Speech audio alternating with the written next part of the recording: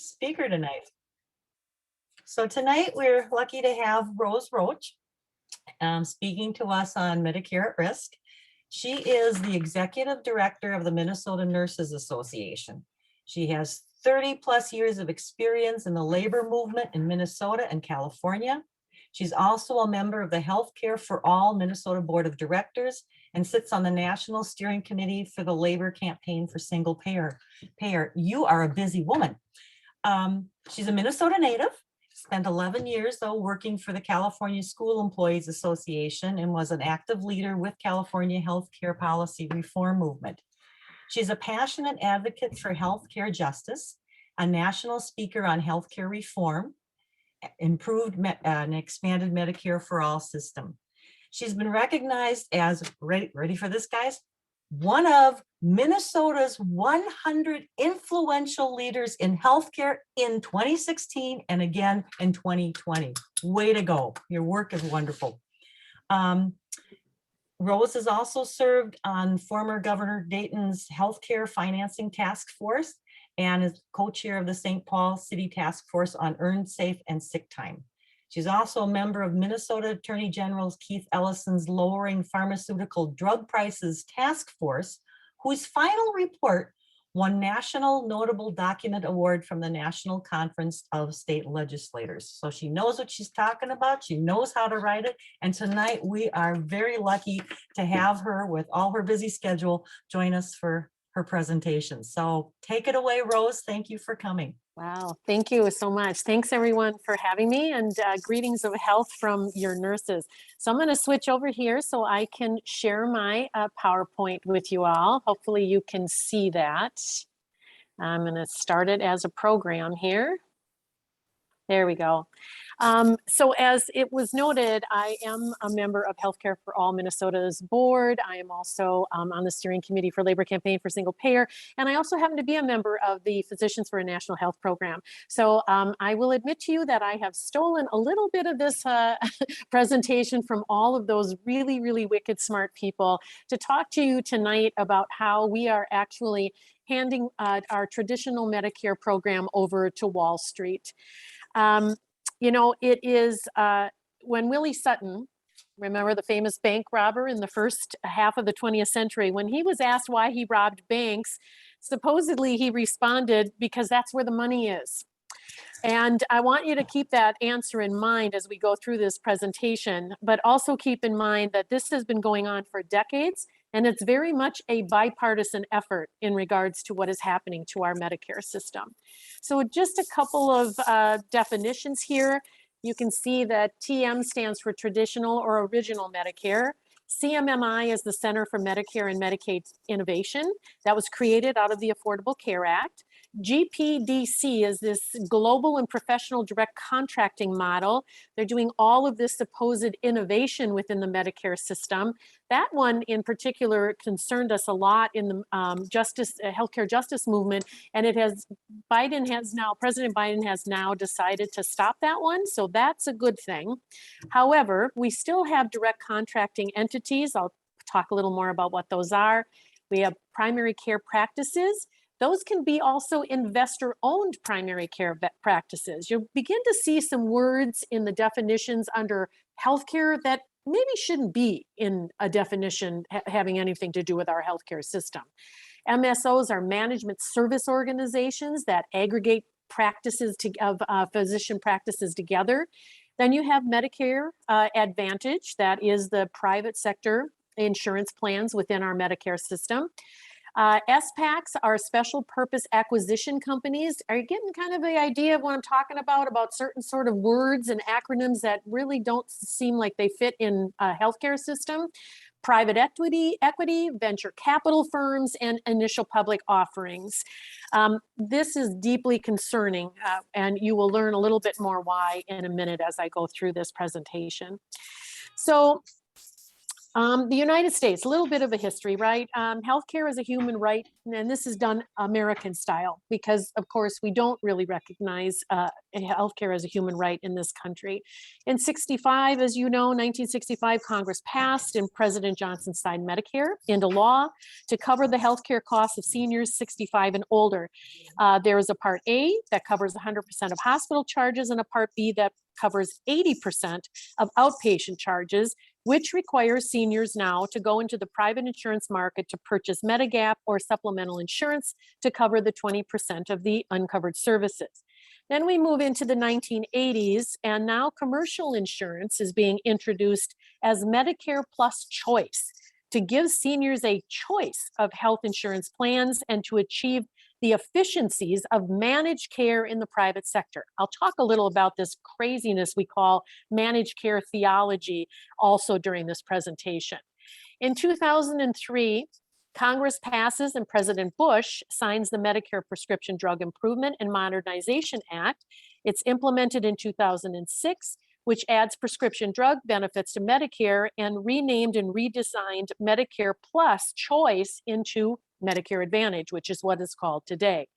And then in 2010, we have Congress passing and President Obama signing the Accountable Care Act that, among other things, establishes the Center for Medicare and Medicaid Innovation.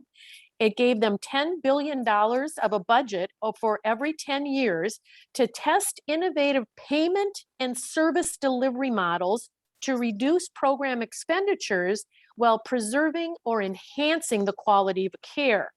But importantly to note is it authorized them to issue regulations free of any congressional action and scale up any model that fulfilled their criteria to the entire Medicare program.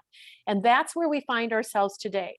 What's going on over at CMS is not being watched or acted on by Congress. When you talk to some of our congressional representatives, they don't even know this stuff is happening. So let me get into a little bit of explaining the market, the excessive use of healthcare costs. So we always hear how our costs here are so high, right? It costs so much for healthcare in this country. And it's really, really important to understand what people think it is versus what it really is that's driving costs. So what we get told is that, and many health economists believe this, they hold to the idea that excessive healthcare costs in the United States are due to two things: physician greed and patients getting too much care. Think about that for a minute. I mean, it's pretty insulting to physicians, number one, and it's ridiculous because we don't get too much care. If anything, we get too little care here because we have barriers, particularly cost barriers to accessing care. And the idea that we just want to be running to the doctor all the time, I mean, come on, who wants to do that, right? So their solutions are twofold: squeeze physicians and squeeze patients. When they're squeezing physicians, they do that by recommending shifting the insurance risk off of insurance companies and shift them to doctors and hospitals instead. And they hold the doctors accountable for the cost of care, giving them capitated payments for a certain population of of patients by creating entities such as what you see on the screen. We've all heard of HMOs, right? Health maintenance organizations. ACOs came actually in the 90s, but they particularly got amped up under the Affordable Care Act. Those are called accountable care organizations. You've got integrated delivery service systems. Then you've got these direct contracting entities. This stuff is nuts. I mean, why do we keep adding more complexity to an already complex system? This does nothing but add costs. It does nothing to subtract costs. And when we're squeezing patients, we do that, everybody's familiar with this, by increasing our out-of-pocket costs as patients. Deductibles, co-pays, co-insurance, all of those are meant to try to keep us away from actually accessing care, not to get us in the door to the care we need. So these are supposedly, the market forces that are going to help control prices. I just wanted to say, you underinsure people, then you make them choose between a whole pill or a half a pill, 3 meals a day or 2, and then this is how we choose to control prices. It doesn't control prices, by the way, and the prices is actually the reason why healthcare costs as much as it does in this country. So this slide will give you an idea of Medicare beneficiaries versus Medicare spending. You can tell by the bar graph, which compares the increase in Medicare beneficiaries shown by the smaller down here green bars, right? Those are the beneficiaries. And the Medicare spending is shown by the red bars. So what you can see from 1970 to 2020, the market forces haven't worked all that well, have they, in keeping costs down and slowing down the pace of healthcare costs. Although the cost of Medicare, believe it or not, compared to the commercial health insurance market, has always risen at a smaller pace. Medicare actually does better in that way than the private market does. So you can see here where the cost for the total spending in 2020 of Medicare is $926 billion. So this is the Medicare Advantage. What this takes a look at is, if you can see here, privatized Medicare or Medicare Advantage plans are shown in the red bars towards the bottom. They have also grown. More and more seniors are choosing to go into Medicare Advantage plans as opposed to traditional Medicare. From 7 million beneficiaries in 2000, not growing much until the implementation of the Modernization Act I talked about in 2006, and then more than doubling after the passage of the Affordable Care Act in 2010. So what is the Medicare Advantage and why is it so popular? Well, this is, as Dr. Malinau from PNHP says, this is the Medicare Advantage business model for, as she calls it, for dummies. So here's how it works. So you go ahead and the first thing you do is you want to ensure the right population. This is also known as cherry picking. So the industry knows how to get the healthier patients into their products. Because, if you have people paying and they don't have to use the product, you can make money on that. So they try very hard to make sure that they literally market to healthier seniors. Then the other thing they do is, on the flip side, they make sure they don't insure the wrong population. So there, once you are insured by them, it isn't uncommon at all for someone to be in a Medicare Advantage plan, be fairly healthy, and it works pretty well. It's a lower cost premium and you get a few more things covered, like I think they have dental, hearing, they have some out-of-pocket caps, things of that nature. That all sounds pretty good. Then all of a sudden you get really sick. You get cancer. You have to have bypass surgery. There's something, there's a chronic disease that you have acquired. Now all of a sudden, they may or may not pay for certain things that you need covered. It isn't uncommon at all for people to, in the next open enrollment period, want to go back to traditional Medicare as opposed to the coverage under their Medicare Advantage, because it may or may not cover the disease or the ailments that they are suffering from. The other thing they do is they offer, as I said, less expensive premiums, and they add the benefits in there. Then they do this thing, and I'll talk a little more about this in a minute, that called upcoding. Because these companies are for-profit companies. They trade on Wall Street, and I think that means they legally have to make a profit for their shareholders. And so they do things like upcoding, meaning they make you look sicker than you maybe are through coding, and then they get much more money to take care of you for doing that. And again, I'll give you the specifics on that in just a minute. And then they will give some back to improve the product. So they might, take a little bit of that profit and lower some premiums, establish these out-of-pocket caps, make for some cheaper eyeglasses, but they're going to market that to the right population and repeat. And so it becomes this constant spiral. So let me say a few words about risk scores. So risk scores are all about and how they do this coding. It's sort of like, what are you a risk on based on your age, based on where you live, based on, any illnesses that you have coming into the plan. Those are all different types of risk scores. So here's a typical, let's look at a typical 76-year-old female. happens to have obesity, type 2 diabetes, suffers from major depression, congestive heart failure, comes out under normal coding, comes out with a risk score of 1.0, excuse me, here, I'm sorry, there we go, 1.03. So for that type of a risk score, the Centers for Medicare and Medicaid Services would pay Medicare Advantage. They will give a lump sum of $9,000 to the plan to take care of this particular patient. Well, here's what happens with Medicare Advantage many times.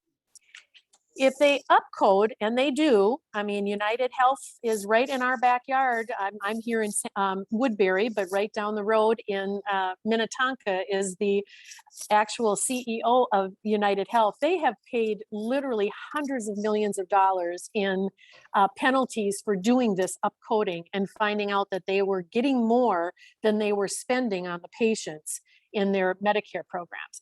So now you can see everything is identical. Everything is identical, but they have changed the risk scores. You can see the difference between the two here, so that their risk score instead of 1.03 comes out to a 3.63.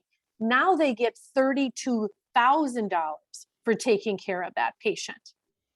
That's a pretty big difference between $32,000 and $9,000. And that's how they then end up making a profit off of this particular patient.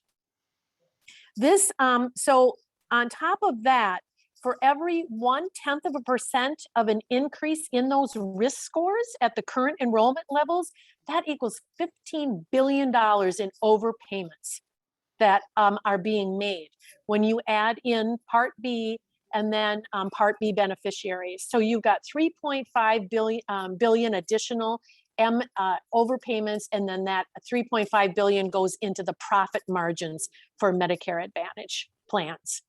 This is, quite frankly, draining us dry on our Medicare fund. They operate at 12 to 15% overhead. They charge much more than traditional Medicare, which I'll also address in a moment.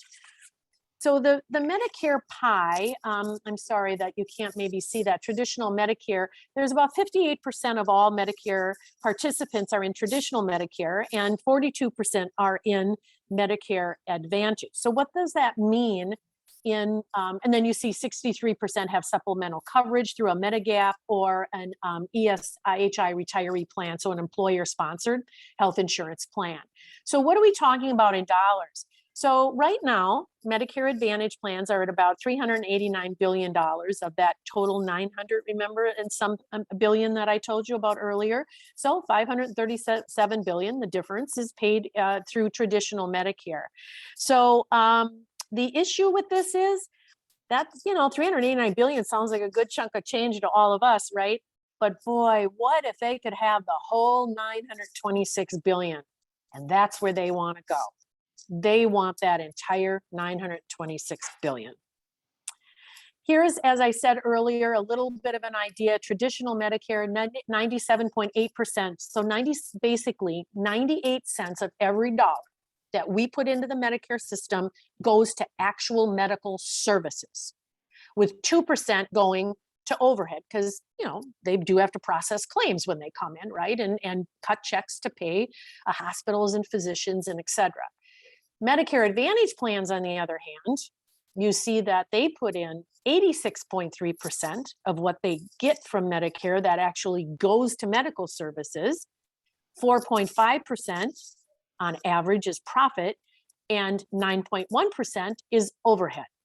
So you can see here that they are spending 86%, or 86 cents, I should say, of that dollar, where traditional Medicare is far more efficient, spending 98 cents of that dollar. So, oops, I'm sorry. Let me get here to my next slide. So the Medicare Gold Rush.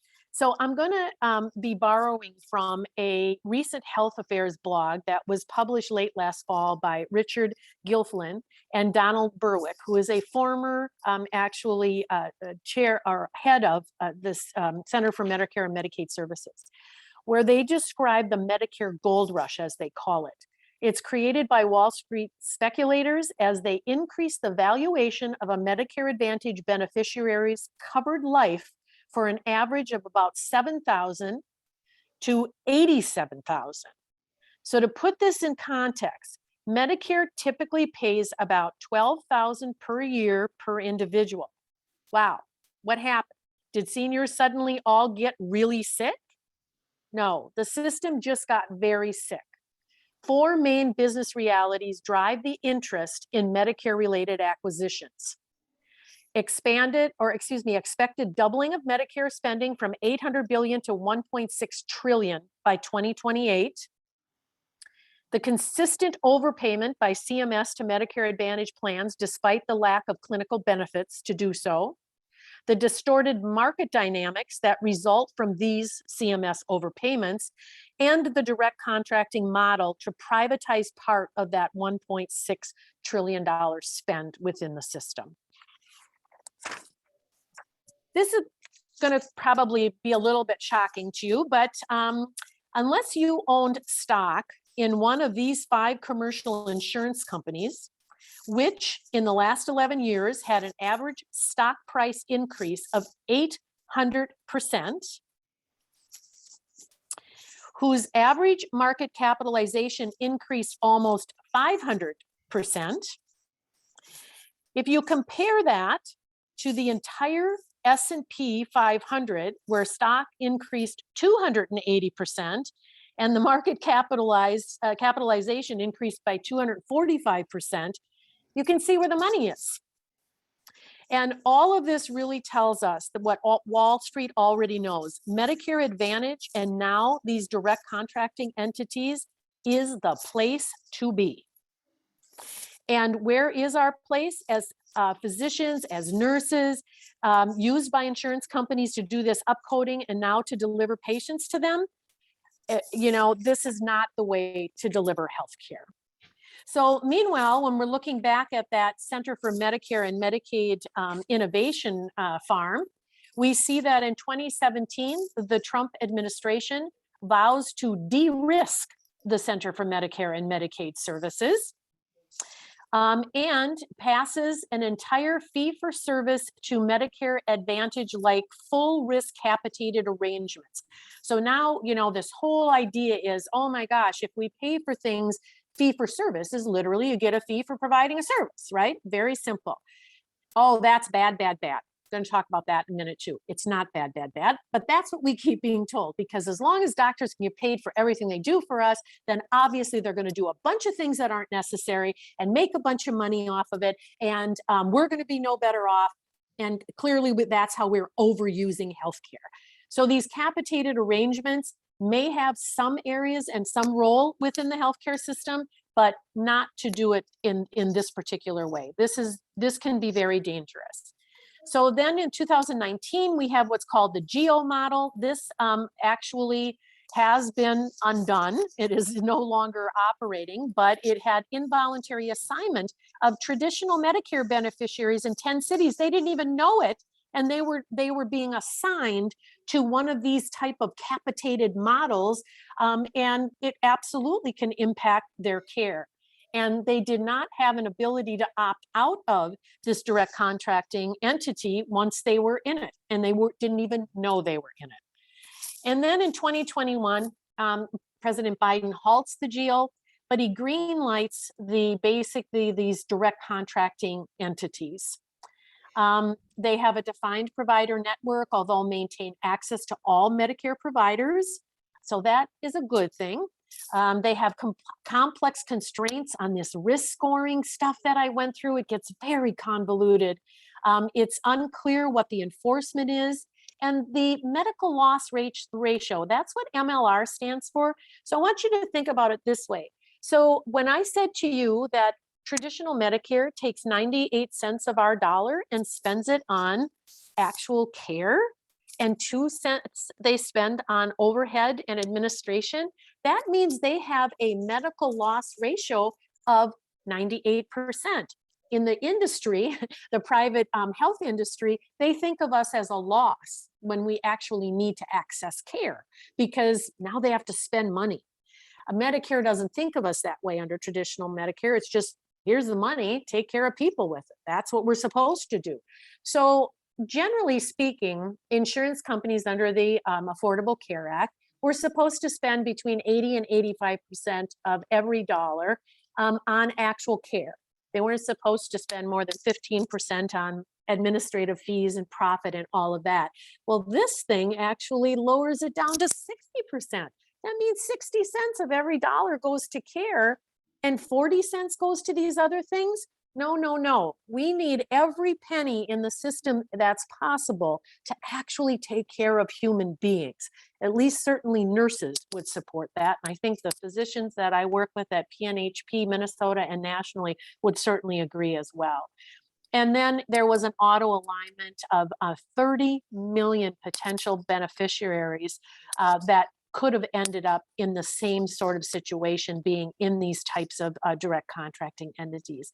And just recently, literally sort of hot off the press, just a few weeks ago, I think CMS was hearing some of the outcry about this because many of us in the health justice movement across the country have been concerned about what's going on to traditional Medicare in this privatization scheme and have been lobbying both Secretary Becerra of Health and Human Services, as well as the president and also our Congress about this. And now they have decided that they are going to have the Medicare direct contracting come to a close at the end of this year in 2022 and be replaced by something called ACO REACH. It's a new model and it's virtually identical in many, many ways. So I will show you that a little towards the end of the presentation. So I'm going to talk a little bit about accountable care organizations. They have not worked. They, among many of these attempts, these incremental silly steps, I would say, that we keep trying to tweak the system to make it work inside of some kind of a free marketplace. Health doesn't operate like other things do in a free market. If I want to buy an automobile or a computer or a house, maybe there's a marketplace for that. There isn't for our health, because I don't decide to have a heart attack one day just because the local hospital has a discount on bypass surgery. That's not how health works. And so there isn't a sort of normal economic supply and demand in the way that that the system operates. And so constantly trying to make health fit into that sort of square or that round hole with a square peg, it's just not working, and it's not going to work. Just so you're aware, accountable care organizations that are coming forward now under this new program that CMS is going to be putting together is that they're very, very much like HMOs, like health maintenance organizations. Again, it's an assumption of the problem being we overuse healthcare. There's no evidence to support that assumption. It's based on an aspiration that we can achieve lower costs and improve quality by doing this. And it's really what's happened is it's caused these massive mergers to take place. And I think you would know what I mean. I mean, there's only about 5 or 6 major healthcare systems in the state of Minnesota. You've got Essentia in the north, you've got Mayo in the south. Here in the Twin Cities, we've got, M Health Fairview, we've got Alina, we've got a couple of small independents that are left. You've got Health Partners, and then we have Centricare in central Minnesota. So there isn't a whole lot of, available choice. They want to say choice to us. You go talk to people in the southeast corner of the state and they will say to you, we don't have any choice. It's Mayo or die. That's all there is left for us. And again, it has failed in its aspirations to cut costs and to improve quality. So the managed care diagnosis of overuse due to the payment of fee for service, as I mentioned earlier, it doesn't hold up. There was an article published in 2001, was a while ago, but nothing has been published that shows anything different than what this says right here. It says, in fact, a direct association between fee-for-service payment and overuse has never been established, and it still hasn't. The research is showing overuse is limited to a tiny handful of medical services. Mostly it's about antibiotics and a couple of cardiovascular type procedures. There's no evidence that links the fee-for-service method with overuse. Research indicates underuse is far worse than overuse. Americans use fewer medical services than residents of countries with much, much lower costs. Now, I'm not here to like lift up fee for service and say it's the end all to be all. Not at all. It's not perfect, but it is also not the core culprit of these high costs. We're paying the wrong fees for the wrong services. For example, we pay more for a knee replacement surgery, which is very lucrative for hospitals, than we do for mental health services. In that way, we do need to reevaluate the fee-for-service system as well, but not because it's the reason for high costs overall, because it isn't, but because we need to bring parity to our care delivery system. Our brain is part of our body, and it should be treated with the same parity as any other type of ailment. So how do we do that though, when we have no consistent payment system in this country? Underuse, as I said, is far more prevalent and costly to our system than overuse by a factor of 4 to 1. People choose not to access the system due to the number one barrier to healthcare, and that is cost. Although the CMS and ACOs and their Medicare Advantage programs haven't cut costs, they've based these direct contracting entity programs on that model. So it's just nothing more than more of the same. And you can see here that none of the ACO programs have saved money, the ones that have been implemented. It's important to note that even the ones with a tiny savings, which is 0.3%, that doesn't take into consideration the high cost that it costs to a provider to become an affordable care organization. They have to do startup costs that are needed, particularly for all of the electronic records coding, and it's significant. When I served on Governor Dayton's healthcare financing task force, I was on the care delivery subcommittee, and there was a physician who owned an ACO. He had a clinic, and it became an accountable care organization. And he said he had recently hired 3 registered nurses, and none of them would see a single patient because they needed all to be on the computer to just help put in the coding so that he would actually get reimbursed for the patient care that he was providing. Again, is that really the best way to run a healthcare system? So CMS, what are they proposing to do? It comes down to this. They are proposing, because there are administrative costs that have soared for both the insurance and the provider sectors, mergers and consolidations have increased in the 1980s, and they exploded in the 1990s, and they can continue to today. And the truly saddest impact has been the fact that HMOs are harming the sickest patients. We only have to look at what's happening with Medicare to see, as I had noted earlier in the presentation, of how the industry cherry picks the healthiest and lemon drops the sickest. But CMS seems to refuse to learn any of these lessons from the failed reforms, so they plan to shift even more risk on to the ACOs and the direct contracting entities, permit insurance companies to participate, to permit these DCEs to enroll beneficiaries if the beneficiaries are willing, but they still must allow them to go out of network. I mean, it is good that they will allow them to go out of network. That is a step in the right direction. Although we shouldn't have networks, that's crazy. We don't need them. You should go to any doctor you want to, wherever you live, whatever's convenient for you. And then finally, allow the direct contracting entities to provide more benefits than Congress permits traditional Medicare to offer. As you know, we have been pushing under the Build Back Better bill to try to expand Medicare, because it should include vision and dental and hearing, as well as, I would argue, long-term care. All of those things are part of our health. And there should be caps on the out-of-pocket for anybody in the Medicare system. So, it begs the question, how do investors in these DCEs think that they're going to make any money? Well, they could look at Medicare Advantage that I talked about earlier and start to do the same thing. attract healthier beneficiaries, get rid of the sicker ones, rely on inaccurate risk adjustments so that they're overpaid, and then you have the upcoding situation. And, you know, they could also be encouraging people to actually leave traditional Medicare and sign up with Medicare Advantage, and, you know, that way then they can make the money directly off of the Medicare Advantage plans. So you can see here that there was a Journal of American Medical Association article that was entitled "Difference in 4-Year Health Outcomes for Elderly and Poor Chronically Ill Patients Treated in HMOs and Fee-for-Service System, the results from that medical outcome study." And in the red there it says, for elderly patients treated under Medicare, declines in physical health were more common in HMOs than in fee-for-service plans, 54% versus 28%. So those that were in the HMOs actually were not receiving as good care as those who were in the traditional Medicare that was reimbursing by a fee-for-service type model.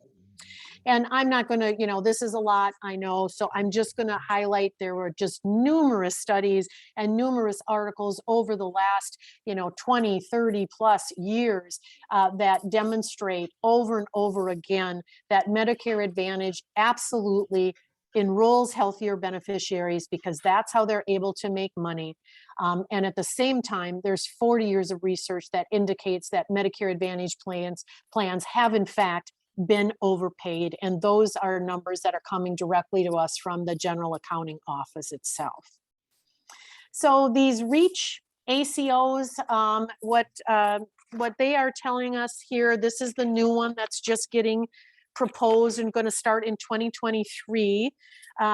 You can see that CMS is claiming that they were developed after listening to the feedback from all of the concerned, they say, call them shareholders. I will argue that they are stakeholders because shareholders sounds very Wall Street to me, and I don't think we should have shareholders in our healthcare system. But all of the dangerous and insidious elements of the old program are still present. And you can see here, some of those are that PNHP has provided, places a third-party middleman between seniors and the care they need, entices private equity and other Wall Street investors to participate in our Medicare system, allows the middlemen to keep up to 40% of the dollars they don't spend on care. It automatically enrolls seniors without their full knowledge or consent. It requires seniors to change primary care doctors in order to leave the program. And potentially it can ensnare up to 30 million traditional Medicare, currently traditional Medicare beneficiaries. So I'm going to go ahead and, just for the sake of time, this is an 8-minute video. I'm not going to show it, but I will get it to Sue so she can send out the link to everyone. This is Dr. Ed Weisbart. He's a family medicine doctor in St. Louis, Missouri, and he's affiliated with the Barnes Jewish Hospital there in Missouri.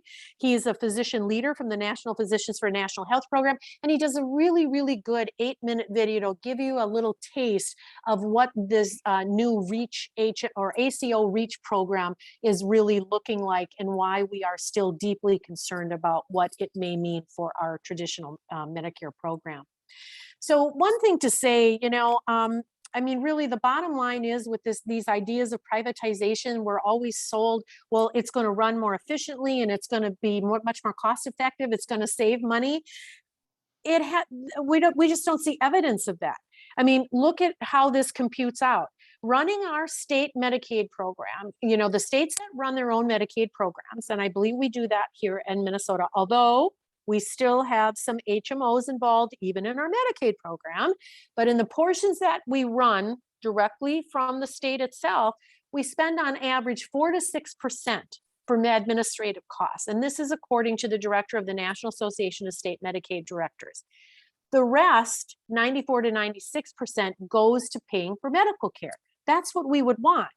But at Medicaid HMOs, only 80 to 85% of the premium dollars go to medical care. So how can we say that's a more efficient system when it is not spending as much as they possibly can on actual care for human beings? In 2020, 67% of Medicare beneficiaries enrolled in Part A and B. They were in the Medicare Advantage plans. or were attributed to an accountable care organization through either CMS's Innovation Center model or the Shared Savings Program. And then you can see here from a report that was done at CMS itself, it said CMS has set the goal of having every Medicare fee-for-service beneficiary in an accountable care relationship by 2030. This is dangerous. This is not good, and this is not the way in which we want our Medicare system run. We can't let this happen. So I know with the nurses, certainly with Healthcare for All Minnesota, Labor Campaign for Single Payer, and many, many others, and I believe you all at Indivisible as well, we want an improved and expanded Medicare for all, not Medicare Advantage for all. We, the patients, are the only ones that should be stakeholders or shareholders or whatever you want to call it in our public Medicare healthcare system. The only investors in healthcare should be us, the public. This is what this current crazy system looks like right now. I mean, it couldn't be more convoluted, couldn't be more fragmented and complex. It is completely unnecessary to have a system that runs like this. So those of us in the health justice movement, most certainly your nurses, know that cost containment is key to achieving universal coverage, but trying to use the current system to get to universal health care won't work because the system is just too expensive as it is currently designed. Seriously, isn't it more politically feasible to get the cost of healthcare down than to add complexity and fragmentation, which increases the cost? The past president of the National Physicians for a National Health Program, Dr. Don McCain, lays this out perfectly. He said, although health reform efforts in the United States have produced some modest improvements here and there, the overall result must be considered a failure when considering the high costs and the remaining deficiencies. It has long been recognized that adopting the policies of single-payer financing would correct the deficiencies while filling the voids in coverage. Let's do it right this time, even if it requires a reset in the current legislative effort. It would be less expensive and better for everyone, except maybe for those who are diverting our healthcare assets to their own pecuniary interests. This convoluted, dangerous system needs to go, and the one that we know will do the four things we want from a healthcare system: cover everybody, save money, improve quality, and most importantly, save lives, must be implemented. And that is a Medicare for all system nationally, or the Minnesota Health Plan here in the state of Minnesota. So some things that you can do: call or write your member of Congress and tell them to stop the direct contracting entities program and to protect our traditional Medicare. Urge Congress to improve and expand Medicare through the Build Back Better bill, to include, as I said earlier, hearing, dental, and vision coverage, lower the eligibility age to 60, and of course, allow for the negotiation of drug prices. That bill that passed back in 2003 that President Bush signed literally made it against the law for our Medicare system to negotiate drug prices with our American drug companies, when every other industrialized country of the nation of the world negotiates with those drug companies over drug prices, as does the Veterans Administration. It's insanity that we don't do that. Please consider joining the Healthcare Justice Allies Coalition we are forming through the Healthcare for All Minnesota, along with PNHP and the Minnesota Nurses Association, so we can begin a statewide campaign to win the Minnesota Health Plan here in Minnesota. As they say, first of all, we are in a crisis, and we can't stop tinkering. We have a healthcare crisis in this country. I think we all know what has to be done. We just need to have the political courage to do it. The voters overwhelmingly support an improved and expanded traditional Medicare for all system. It crosses over ideological lines. This isn't about being politically correct. It's about having the knowledge of how we got here, whether through a Democratic or a Republican administration, to solidify our position that the only way to guarantee truly affordable healthcare for all, no exceptions, is through a single payer Minnesota Health Plan or Medicare for all system. As your nurses are rejecting the politics of fear and embracing the politics of hope and possibility, and are fighting for true healthcare justice, we appreciate what everyone is doing by boldly educating and organizing and building this political power that we need, because we know, as David Lloyd Lloyd George says, you can't cross a chasm in small steps. So it has been my honor to present to you here tonight. Thank you again for having me, and I'm happy to hang around for questions. And if I can't answer them, I promise you, I will get you your answer and be honest about it if I can't.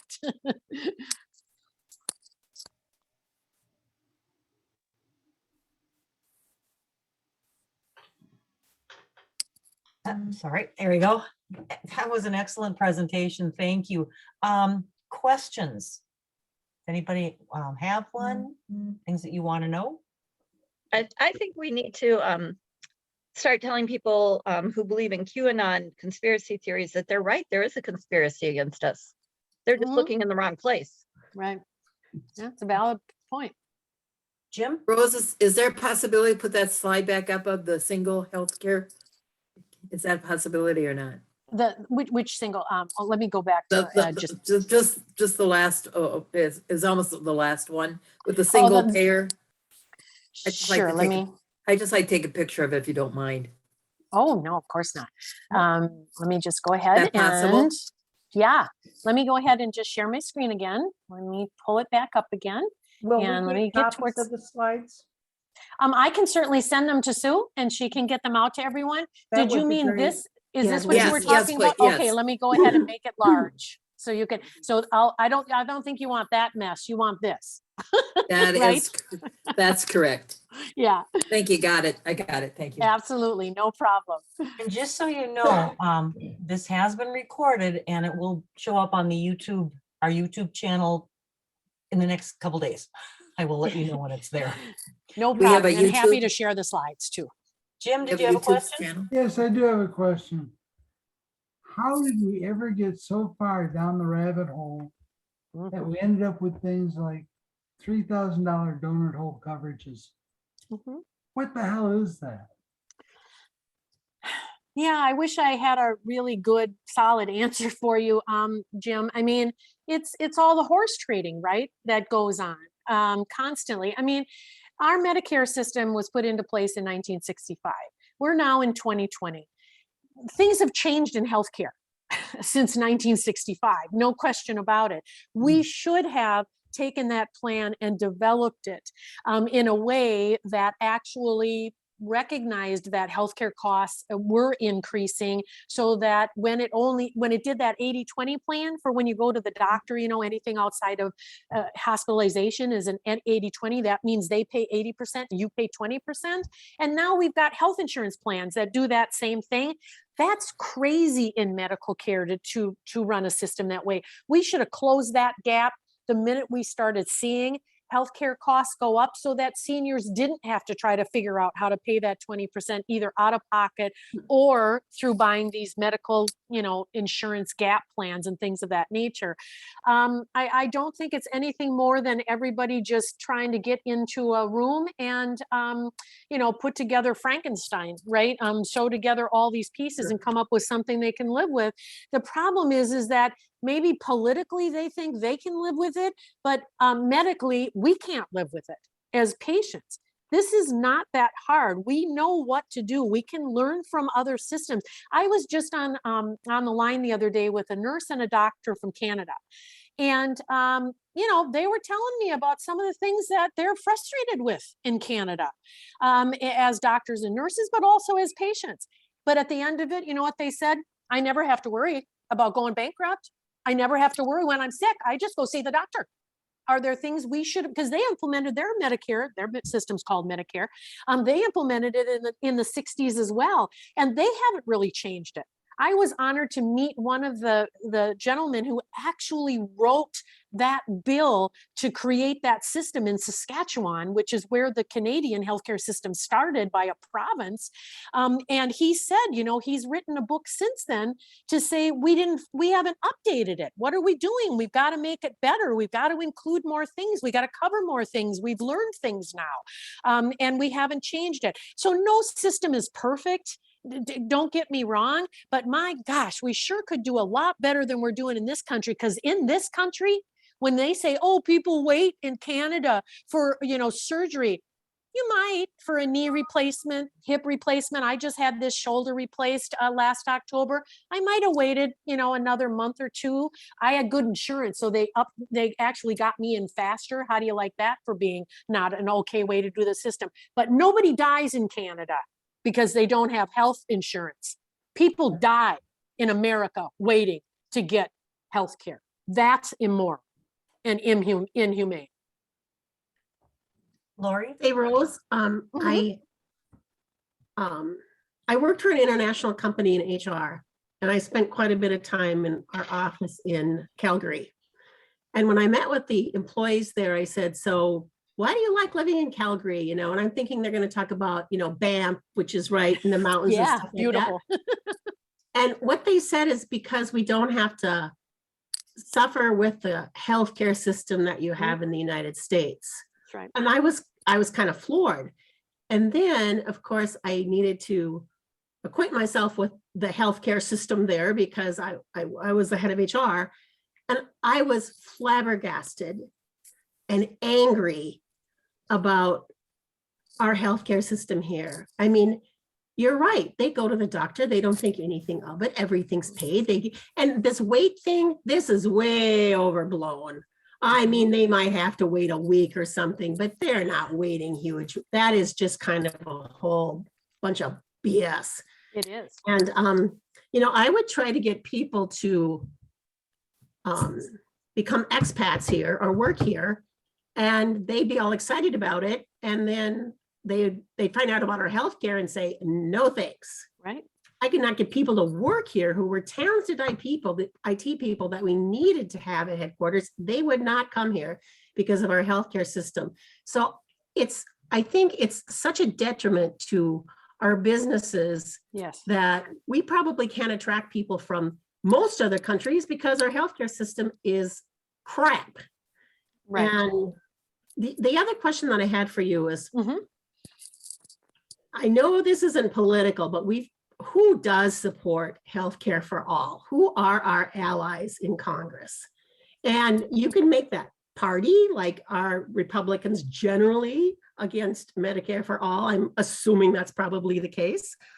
But who are our real allies in this? Who really wants to support this?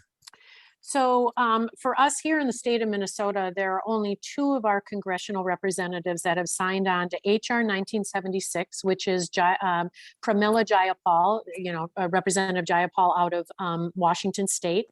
She's the main author of the Medicare for All Act of 2020, I think it is now, because they run them every 2 years, how they reintroduce the bills. So it's HR 1976 at the moment, and it's only Congresswoman Ilhan Omar, and just recently, my Congresswoman, Betty McCollum signed on. And we have been at Betty for, I don't know, a decade, just sort of like driving her crazy with what is your problem? Why are you not supporting this? This is crazy. She had some concerns about how Indian Health Services was going to be dealt with under the Medicare for All bill, as well as the Veterans Administration. And it's kind of interesting because when I saw her recently and thanked her for signing on, I said, if you want to do VA for all, we'll sign on to that.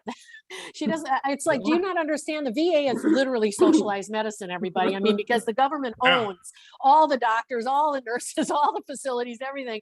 We're not talking about that when we say Medicare for all, right? We're saying that it's still privately delivered, but it's publicly financed. We just have to have a system that's actually taking care of the money and going to make sure the money goes to care.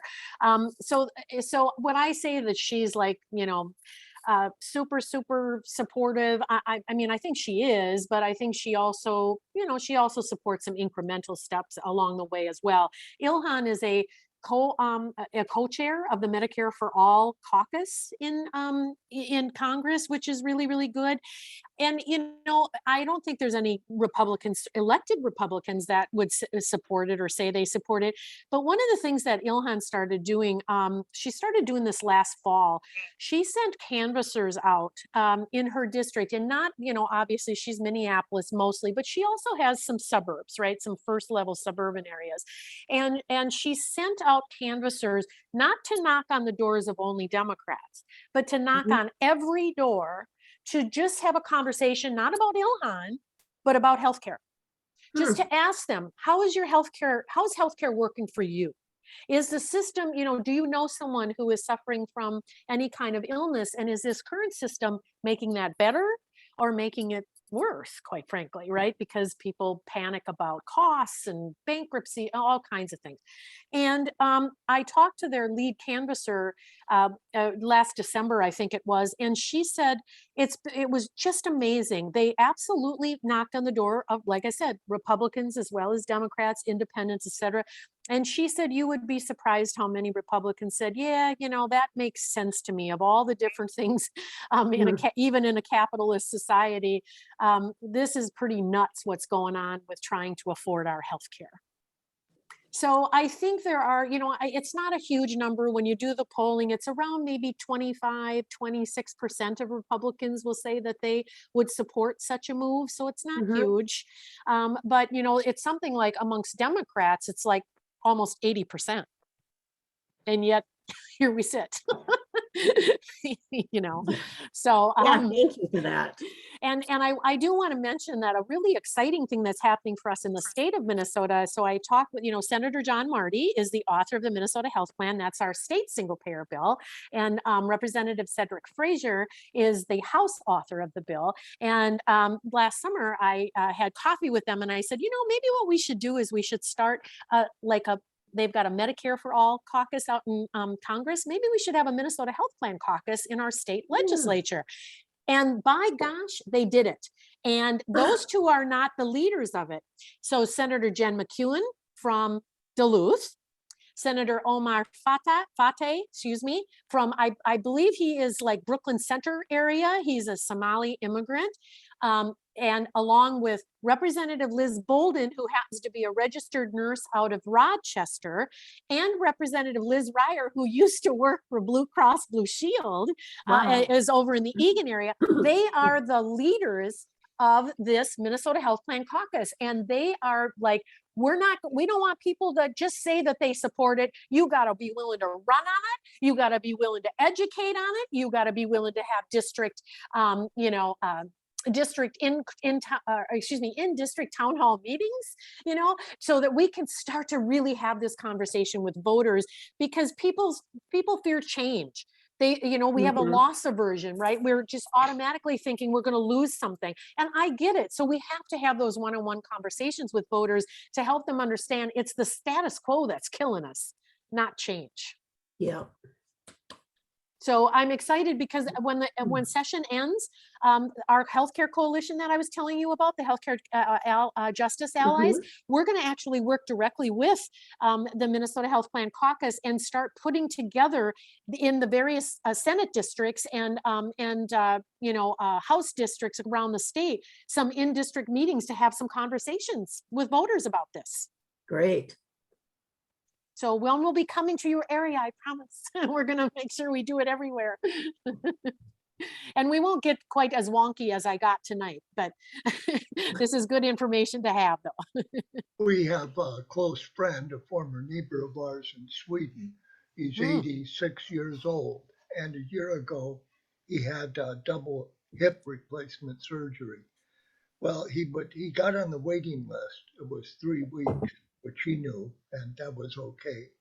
So they paid for him and his wife to go from the town we were in to Gothenburg, the train, and also the hotel. His wife stayed at the hotel. He was there for 5 nights. And they gave them a per diem for meals. And then he was had the surgery, and he came back, and his bill for that was $10 a day for the hospital. Then he got back and he had 60 days of therapy, which was all free. Therapy every day. And, they don't even question the healthcare system. Nobody complains. The only thing I've ever seen that's been a delay is if you want breast enhancement surgery, you may, because you're 16 years old and you want a bigger breast, you're going to have to wait for 6 months. it's interesting because, everybody around here in America, we're all like, oh my God, the Europeans, right? I mean, they pay all this money in taxes, and it's like, yeah, and they get stuff for it. I mean, we never have a conversation about what do they get for paying those taxes, because Europeans, they get, they have mandatory vacations written in law in some countries in Europe. The law says you get 6 weeks of paid vacation, not your employer. It's literally written into law for the country, and they go on vacations and they go to other countries and they go sailing and across the ocean, and yet they get nannies when they have babies, and they get paid family leave, and and they go to the doctor and don't have to worry about going bankrupt because they got cancer or something like that. So yes, they pay more in taxes, but they actually get something for it. We pay our taxes, and what do we get? Well, I don't know. We get what number of a bomber that still it cost $1 bazillion and sitting on the ground, they can't even fly it. Right? Let's invest in humans. That's what the European countries do. Makes much more sense to me. I have a question, Sure. Rose, just for clarification, because when I first heard of DCEs maybe 9 months ago or something, I initially thought, well, my Medicare Advantage plan must have been a DCE, but I've come to learn in between times that that wasn't true. So if I understand it correctly, just so that I speak clearly if I talk with somebody, the DCEs and what now will be for 2023, the ACO REACH programs, they're in competition for original Medicare. Is that Yes, correct? They're that's really correct. not in, are they in competition for Medicare Advantage too? Probably. Well, I mean, like I said, the only potential there is that depending on whether you fit that criteria, right, of being a healthier senior, if you're in traditional Medicare, right, they Yeah. might try to say, well, why go into an ACO REACH when you could do much better if you were on a Medicare Advantage plan? I mean, they may use it as a marketing opportunity, quite frankly. I mean, that's part of what we're concerned about. The one goal was then to have everyone in either Medicare Advantage and a ACO REACH by 2030. Right. One Yep. of those two. Okay. Right. And in both cases, they both have some problems. And in both cases, we're really selling off our Medicare program to the highest investors somewhere along the line. And that's really the bottom line. Right. Okay. So. Okay, I got a question. I have traditional Medicare, and I'll bet you that of the 15 people that are on this thing, over half of them have Medicare Advantage. And so my question is, if the people on this show want to go from Medicare Advantage to traditional Medicare, how do they do it? So my understanding is, and I will be Medicare age next year. I just turned 64 in January, so I'm still a year away. But my understanding is you can do it, but you can only do it during open enrollment period. And if you were being treated for anything that is particularly serious or whatever, I guess they can say those things are pre-existing conditions now or something like that. Let me get a little more information on that because I know exactly who I can ask about that and confirm that. I'd heard that from someone before, which made me very nervous because this pre-existing condition thing shouldn't exist. And that's just called your medical history, in medicine, right? I'm paying more now for traditional Medicare than most of the Medicare Advantage people are paying. So I don't know what would motivate them to switch except for, a good government type thing. No, I hear you. I mean, that is part of the problem because like you just said, I mean, it's almost a 50-50 split these days in, Medicare, right? Yeah, that choose to go into, and they do it, obviously, it's based on the cost and their own health needs and the fact that they get a few extra benefits in that. That's why we want to make, it's almost unfair that our traditional Medicare doesn't offer the same things as the Medicare Advantage plans do. So there isn't, you're not able to compete in that sort of way.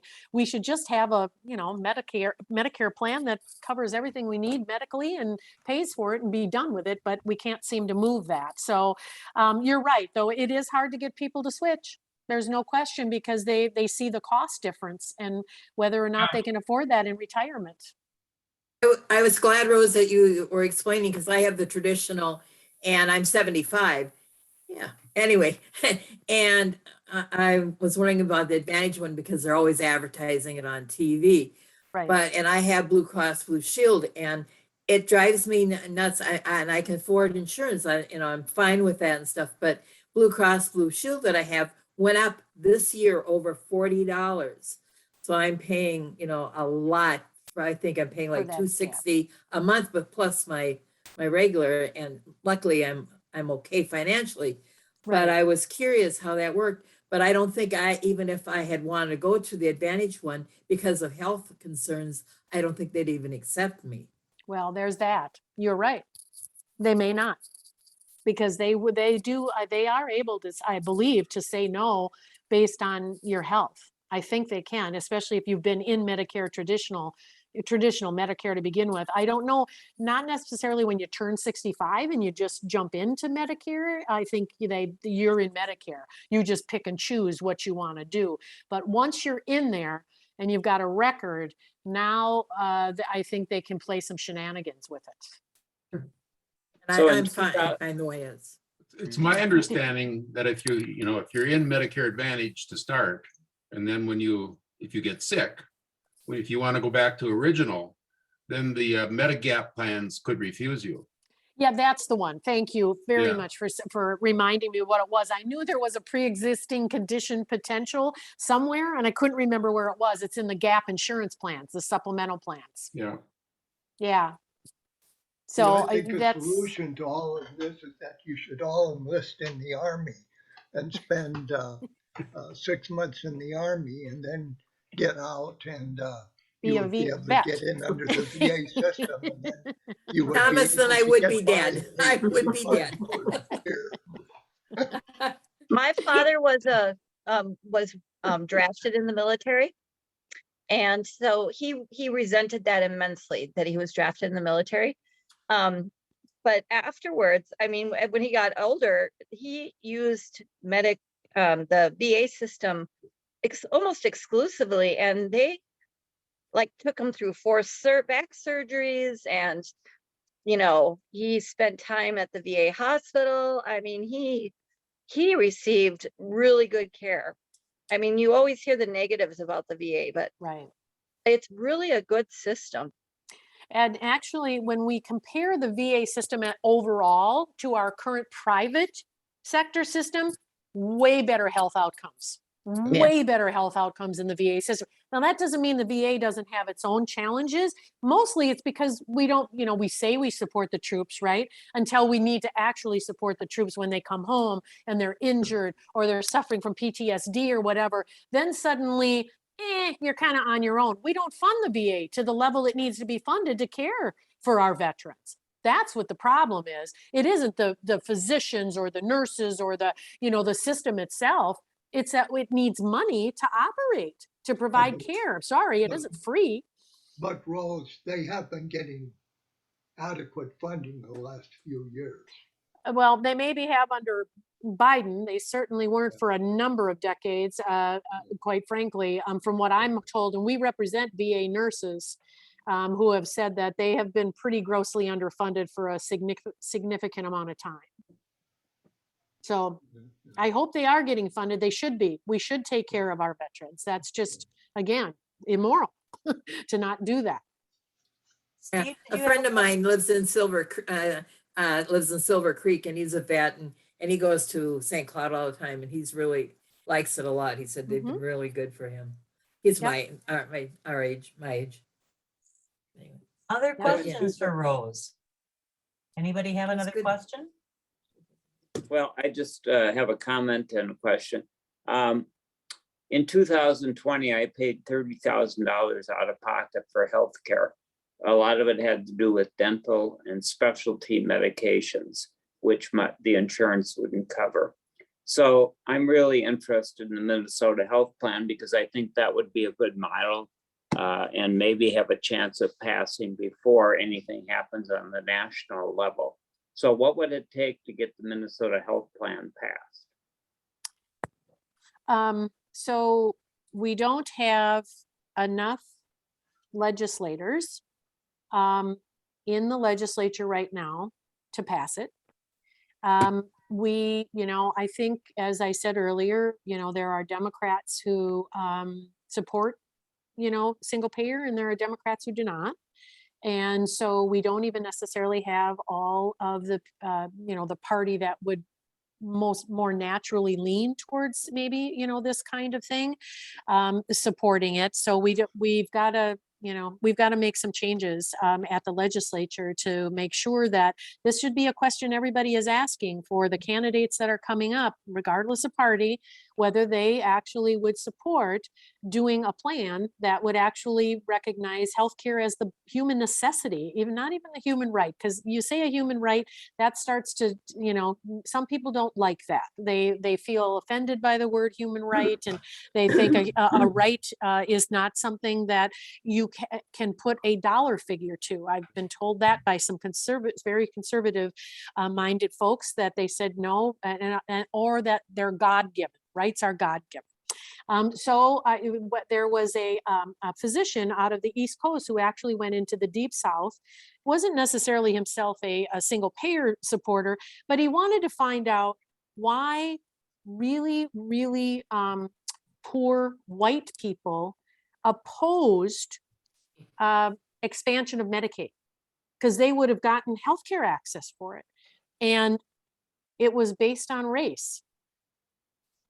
The answer was 100% because they didn't want them, right, in their terminology. They don't want Black, Indigenous, people of color to get that access, and that they're also poor in the South in many cases. And it's a book called Dying of Whiteness. It's worth reading. Attorney General Keith Ellison is the one who told me about it.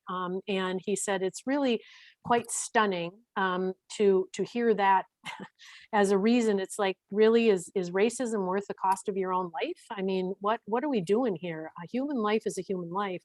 And there was another study that was done where they found out that people didn't like calling it a human right, but they did agree, no matter how conservative they were, that that healthcare is a human necessity.